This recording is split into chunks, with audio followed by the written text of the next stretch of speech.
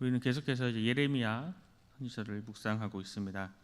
앞선 26장은 이제 예레미야 선지자가 이제 성전 뜰에서 유다 백성들의 불순종에 따른 심판을 예언했습니다.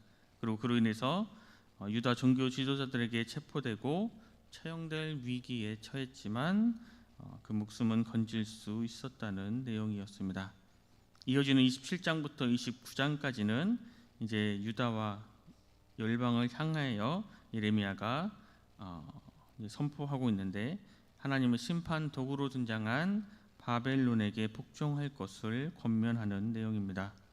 그 가운데서 27장과 28장은 여호와께서 매신 멍에라는 주제로 이야기할 수 있고, 29장은 포로주에서 온 편지라는 주제로 설명할 수 있습니다. 또 여기서 오늘 본문은 여호와께서 예레미야에게 열방으로 하여금 바벨론에 대해서 복종할 것을 명령하는 내용과 거짓된 선지자의 승리 예언을 경계해라 라는 내용입니다.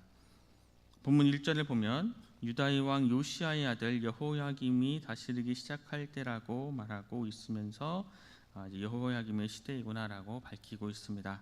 그런데 27장 3절, 12절 그리고 28장 1절에 보면 여호야김이 아니라 유다의 마지막 왕인 시드기야의 이야기로 일이 진행되고 있습니다. 이에 관해 두 가지 주장이 있습니다. 하나는 여호야김 왕 때 주어진 예언의 말씀을 시드기야 왕 때 전하였다는 주장과, 또 다른 하나는 필사 과정에서 이 성경을 옮기는 과정에서 오기가 있었을 것으로 보는 주장입니다. 두 주장 모두 고려해야 할 부분이지만 학자들 대부분은 두 번째 주장을 따르고 있습니다. 때문에 27장의 이 말씀은 요시야의 아들 여호야김이 다스리기 시작할 때가 아니라 바로 그 유다의 마지막 왕인 시드기야의 시대로 보는 것이 옳습니다. 본문 우리 1절 2절 말씀을 제가 읽겠습니다. 유다의 왕 요시야의 아들 여호야김이 다스리기 시작할 때에 여호와께서 말씀으로 예레미야에게 임하시니라. 여호와께서 이와 같이 내게 말씀하시되 너는 줄과 멍에를 만들어 내 목에 걸고. 하나님께서 지금 예레미야에게 만들라고 하신 것이 줄과 멍에입니다. 여기에서 줄과 멍에는 모두 속박, 예속, 섬김을 상징하고 있습니다. 줄에 해당하는 모세로트의 원형 모세르는 묶고 결박하는 기능을 지닌 줄을 의미하고, 멍에에 해당하는 그 모토트의 원형 모타는 원래 낙이나 소의 목에 걸어서 그것들을 주인의 뜻대로 제어하는 도구를 의미합니다. 그리고 그것을 목에 매라 하는 것은 예레미야가 바벨론 왕에게 예속된다는 의미가 아니라 예레미야가 지금 대표하고 있는 유다 민족이 그렇게 된다라는 의미입니다. 그런데 이 바벨론의 통치는 유다에서만 끝나는 것이 아닙니다. 본문 3절 4절 말씀을 제가 읽겠습니다. 유다의 왕 시드기야를 보러 예루살렘에 온 사신들의 손에도 그것을 주어 에돔의 왕과 모압의 왕과 암몬 자선의 왕과 두로의 왕과 시돈의 왕에게 보내며 그들에게 명령하여 그들의 주에게 말하게 하기를, 만군의 여호와 이스라엘의 하나님께서 이와 같이 말씀하시되 너희는 너희의 주에게 이같이 전하라. 유다의 왕 시드기야를 보기 위해서 지금 에돔, 모압, 암몬 그리고 두로와 시돈까지 5나라의 사신들이 모였습니다. 이들이 모인 이유는 그냥 침묵을 다스리기 침묵을 위해서 모인 것이 아니라 바로 바벨론을 대항해서 함께 연합 정선을 형성하기 위함이었습니다. 이 모임 가운데 이제 예레미야는 가서 너희는 바벨론을 섬겨야 된다라고 이야기하면서 그 줄과 멍에를 사신들에게 주고 또 각 나라의 왕에게 하나님 말씀을 전하라라고 이야기하고 있습니다. 이렇게 전하라라고 이야기합니다. 5절 7절 말씀을 제가 읽겠습니다. 나는 내 큰 능력과 나의 쳐든 팔로 땅과 지상에 있는 사람들과 짐승들을 만들고 내가 보기에 옳은 사람에게 그것을 주었노라.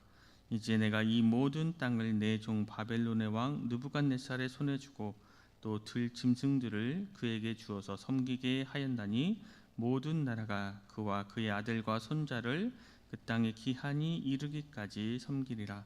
또한 많은 나라들과 큰 왕들이 그 자신을 섬기리라 라고 말씀하고 있습니다.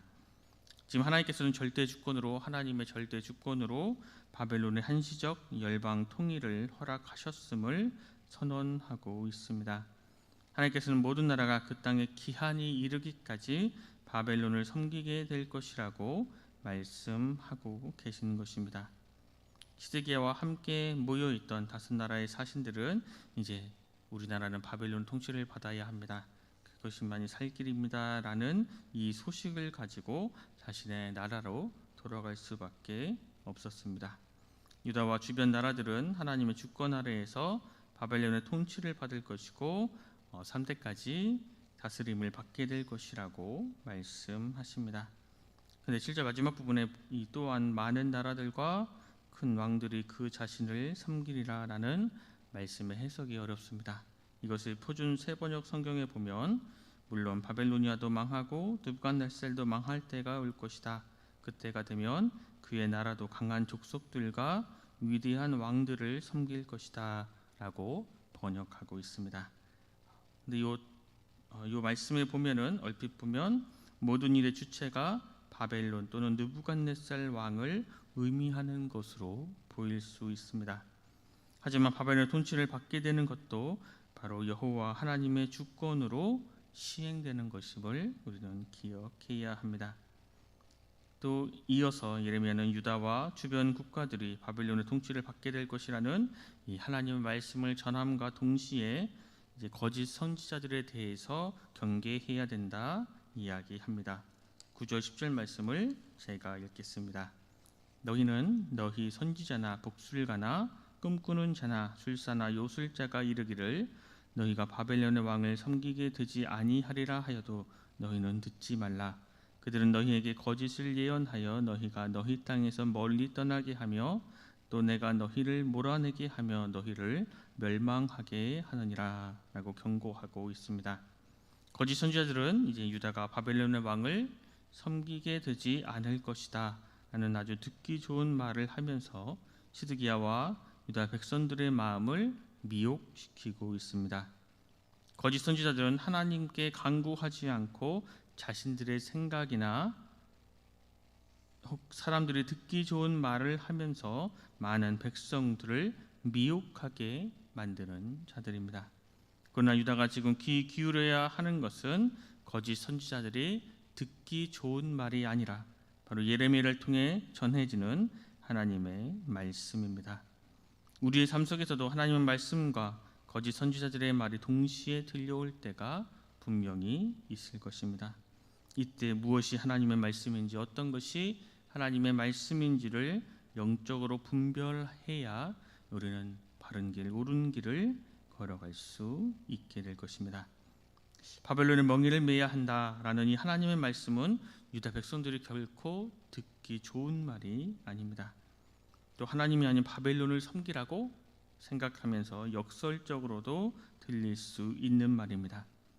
그러나 이 말씀은 상식적으로 이해가 되지 않을지라도 그 말씀을 하신 분이 하나님이심을 그들은 기억해야 했습니다. 마지막으로 11절 말씀을 제가 읽겠습니다. 그러나 그 목으로 바벨론의 왕의 멍에를 메고 그를 섬기는 나라는 내가 그들을 그 땅에서 머물러 밭을 갈며 거기서 살게 하리라 하셨다 하라. 여호와의 말씀이니라 하시니라. 지금 유다 백성들이 듣고 순종해야 하는 그 말씀은 바벨론의 멍에를 메고 포로의 삶을 살면서 그들을 섬기는 것이고 그들이 살 수 있는 방법은 멍에를 메는 방법 외에는 없습니다. 시드기야는 희망적이고 상황이 나아질 것을 바라면서 바벨론을 대항하려고 지금 여러 나라와 연합까지 하려고 노력했지만 그 모든 행동은 하나님의 뜻이 아닌 자신의 생각과 거짓 선지자들의 말을 따라 행동하는 것입니다. 우리의 삶에서도 간혹 우리의 생각이나 다른 이들의 조언으로 어떤 일들을 실행할 때가 있습니다. 그러나 신앙에는 다른 방법이나 요행은 없습니다. 신앙에는 오직 정도만 있고 하나님의 말씀에 오직 순종하며 나아가는 것이 곧 신앙의 정도입니다. 우리의 삶 속에서 하나님의 말씀과 내 생각이 다르면 우리는 반드시 하나님의 말씀을 따라가야 합니다. 이사야 55장 8절에 보면 이는 내 생각이 너희의 생각과 다르며 내 길은 너희의 길과 다름이니라 여호와의 말씀이니라 라고 말씀하면서 사람의 방법과 하나님의 방법은 전혀 다름을 말씀하고 있습니다. 우리가 원하고 기대하는 것이 완전한 것이 아닙니다. 하나님의 뜻과 계획은 우리와 다를 수 있습니다.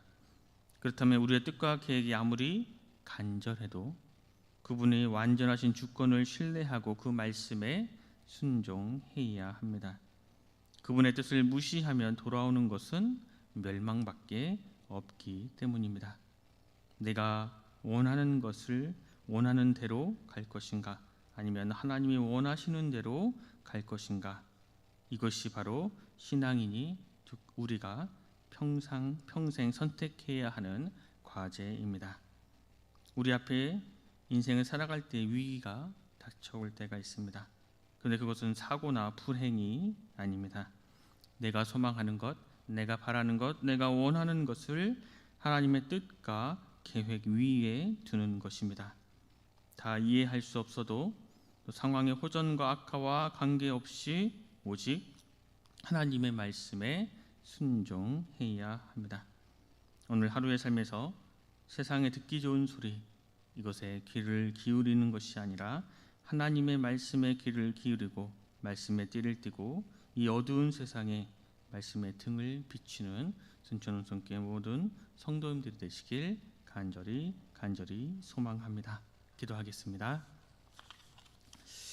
하나님, 오늘도 우리에게 새로운 한 날을 주시고 주님의 말씀을 듣고 묵상하며 하루를 시작하게 하시니 감사합니다.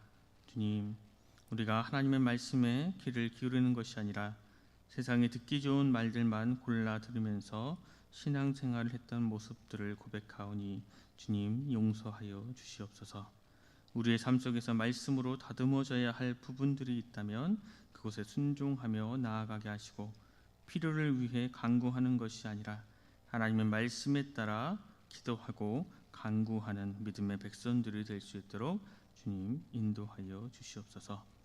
오늘의 삶 가운데 하나님의 말씀으로 띠를 띠고 말씀의 등불로 이 어두운 삶을 비추며 나아가기를 소망합니다. 하나님의 말씀을 깊이 묵상하고 살아가도록 주님 우리를 인도하여 주시옵소서. 모두가 감사드리며 귀하신 예수 그리스도 이름으로 간절히 기도드립니다. 아멘.